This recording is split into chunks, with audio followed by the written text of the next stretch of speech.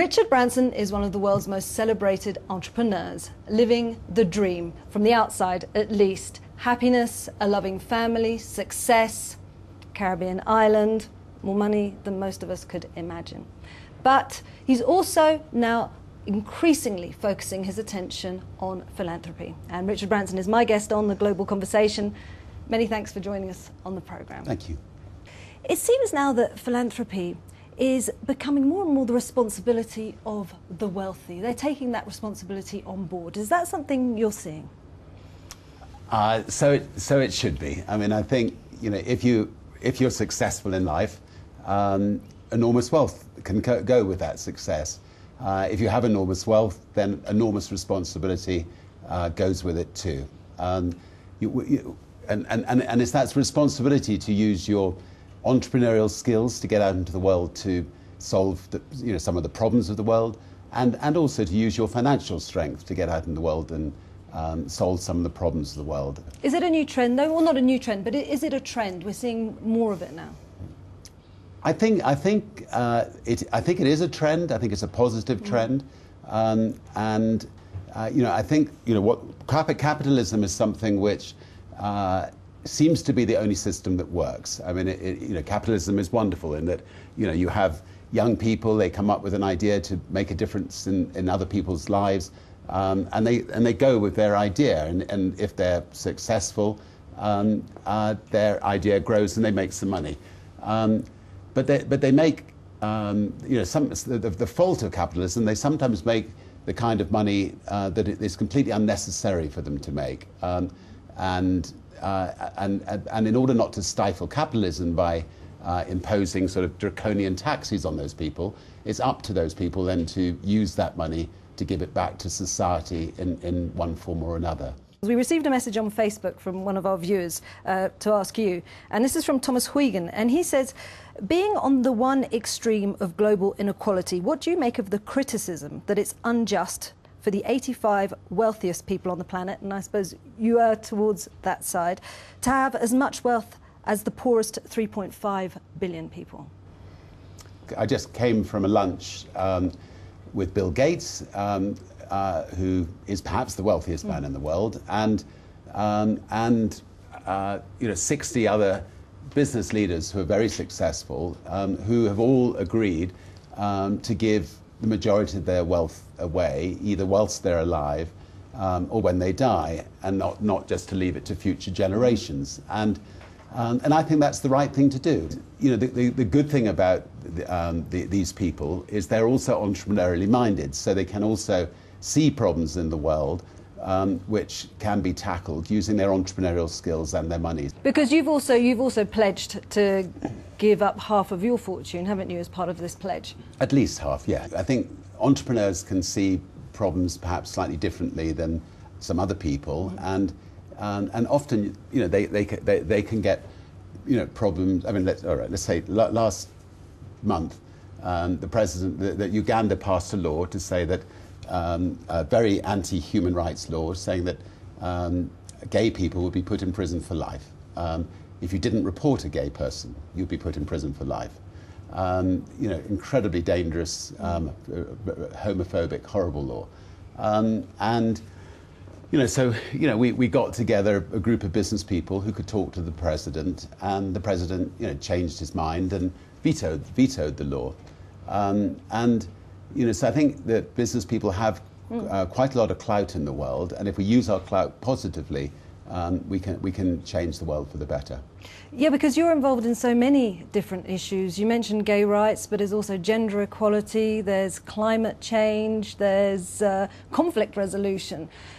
You don't seem to get overwhelmed by it, though. You seem to feel, I get the impression you really do think we can resolve it. So you're saying one problem at a time in some respects. I just got off the phone before I came in here with an organisation called the Elders that we set up, which Kofi Annan is the chairman of, and just said, Ukraine, look, 3 people got killed on the streets. We ought to consider whether a group like the Elders could go into Ukraine and see if they can help resolve a conflict before it becomes like a Syrian situation with hundreds of thousands of people being killed. And often, conflicts, it's right at the very beginning of conflicts that, if you move quickly enough, if you can, get the leader of the opposition and the leader of the country together, and say, for the sake of your country, please, compromise, and don't let this, go into a Syrian situation.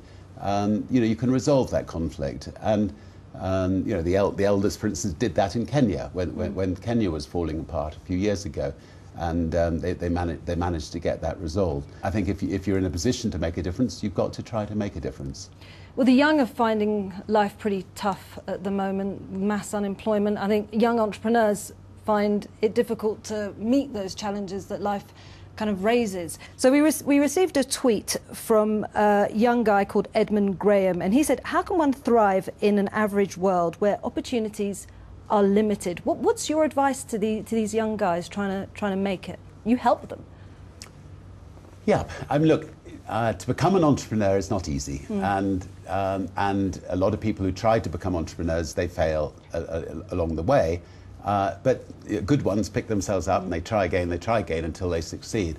And what an entrepreneur needs to do first of all is come up with an idea that will make a positive difference to other people's lives. And if you've got an idea that's going to make a positive difference to other people's lives, you've got a chance of building a business. And then you need to get a great group of people around you who believe in what you're trying to do. And then you need to just say, screw it, let's do it, and get on and try it. It sounds easier said than done, and I know how difficult it is. When I started in business, age 15, I would stand outside, concerts, handing out leaflets for a small little mail order company, trying to sell records, and as people sent me in the money, I'd then go and buy the records and then send it to them, and so. It can be a very hand-to-mouth existence to start up and build a company, but enormously rewarding if you succeed. Not everyone is going to succeed as an entrepreneur, but it's worth giving it a try.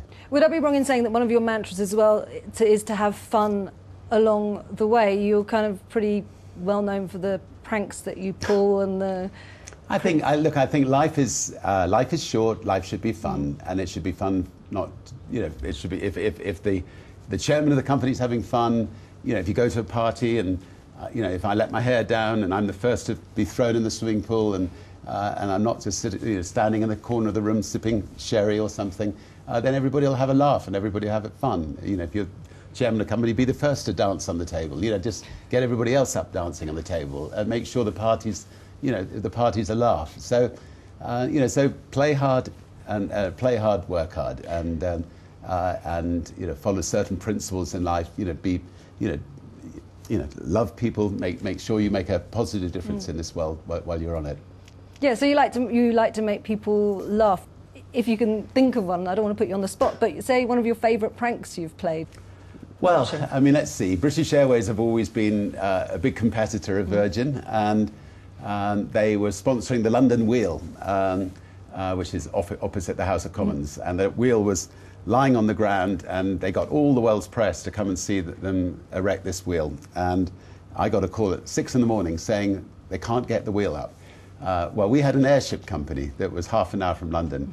So I rang up the airship company, I scrambled an airship, and it flew straight over the wheel. And it had a big sign on the side of it, BA can't get it up. So that sort of thing is, we like to have some fun at our competitors' expense. And we got the front pages of every newspaper and most television companies that day. You're also involved in very exciting ventures. There's philanthropy on the one side, but you haven't given up your business ventures entirely either. And I think Virgin Galactic must be one of the most exciting things happening at the moment. Are we really going to see a commercial spaceflight this year? We are definitely going to see a commercial spaceflight this year. It'll be mid this year, and I'll be going out with my children, and it will be it'll be ridiculously exciting. We built the mothership, we built a spaceship, we built a spaceport in New Mexico.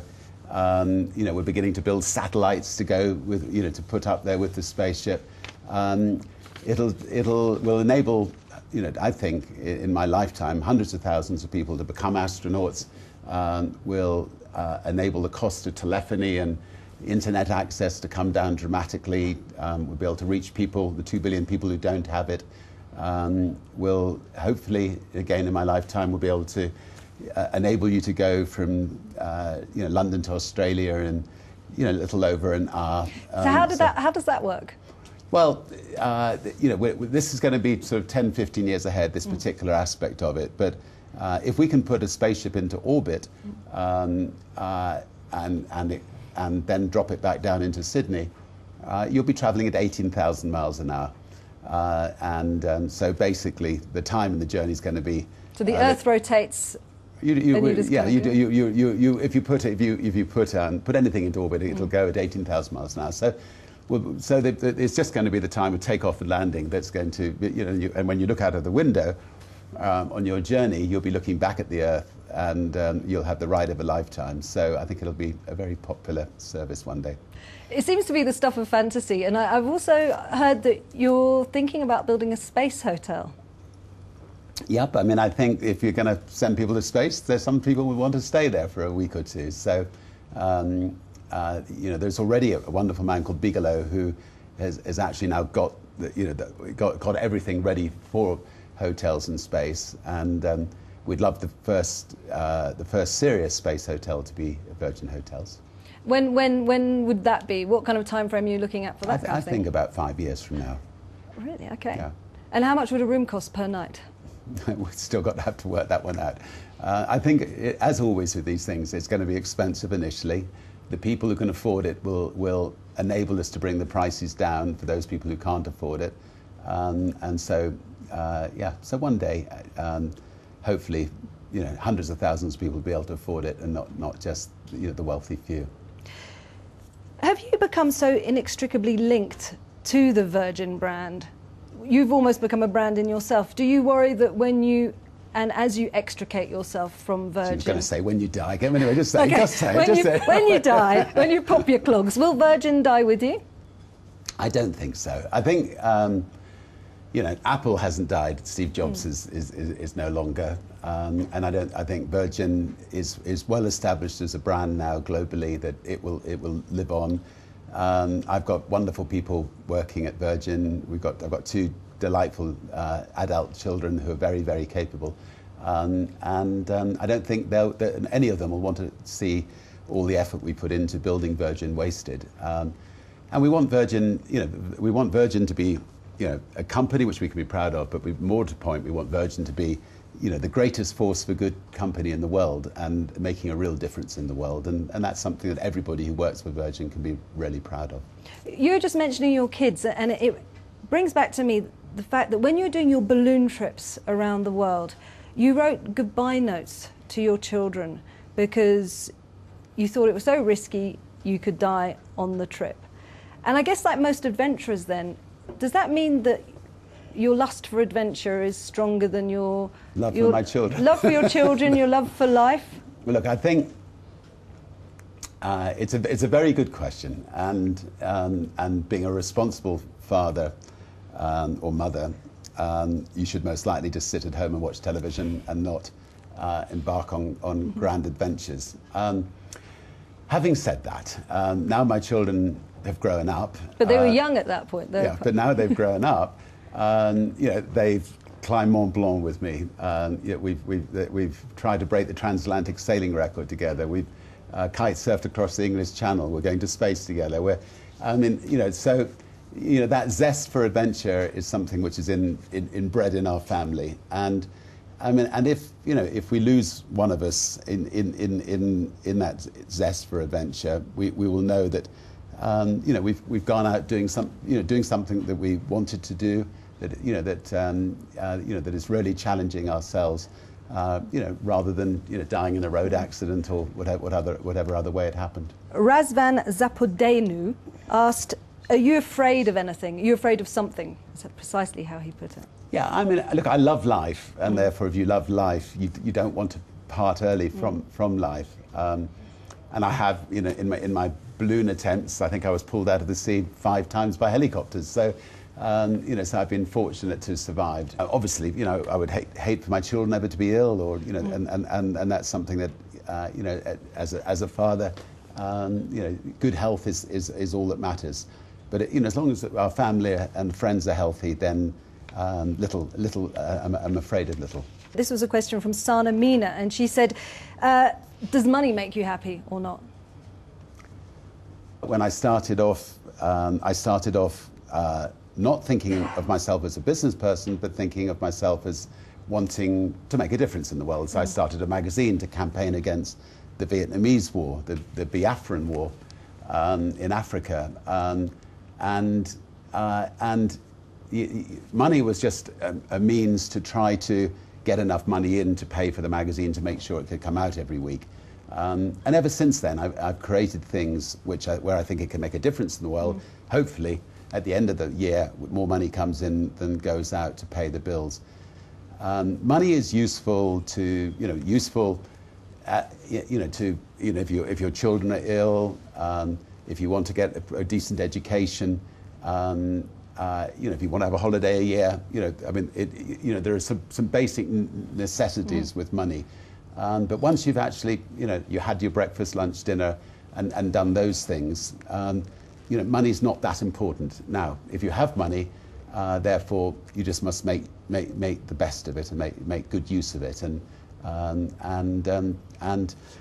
use it to transform the world. So, if we look at 2014, if you have one major ambition for 2014, in terms of doing good for the world, what would you really like to plug away at and make a huge difference in? Well, look, I would love to see less conflicts in the world, and I think the elders, they're a wonderful group of people. People like Mary Robinson, Kofi Annan, Archbishop Tutu, Nelson Mandela was one of them, President Carter, and so on. Tomorrow they go to a region where there is a conflict to try to address it. We've got people in Central Africa trying to address conflicts there. I'd just love to see less conflicts in the world, and because if you have a conflict, you don't have education, you don't have health, the whole of society breaks down. If there's one thing one could pray for this year, would be to see an end to the Syrian conflict and peace come again to that region. Now, I began the interview by saying that you're incredibly lucky. You have so many things in life. You live a dream life for many of us. But that success, comes with work. So if you look deeply within yourself and you're modest, what would you say that makes you different from other people, stand out from other people, has made you, I suppose, a catalyst for change? Well, I don't think I'm that different from other people. I think I'm lucky enough to have been brought up in a family that, family of love, family that looks for the best in other people. And I managed to surround myself by wonderful people who are also good at dealing with other people. And we create things that this wonderful team of people around me believe in. People are willing to work really hard to try to make them a success. We have a lot of fun doing it, and we'll continue to do it until we drop. Richard Branson, many thanks for joining us on the programme. Thank you very much.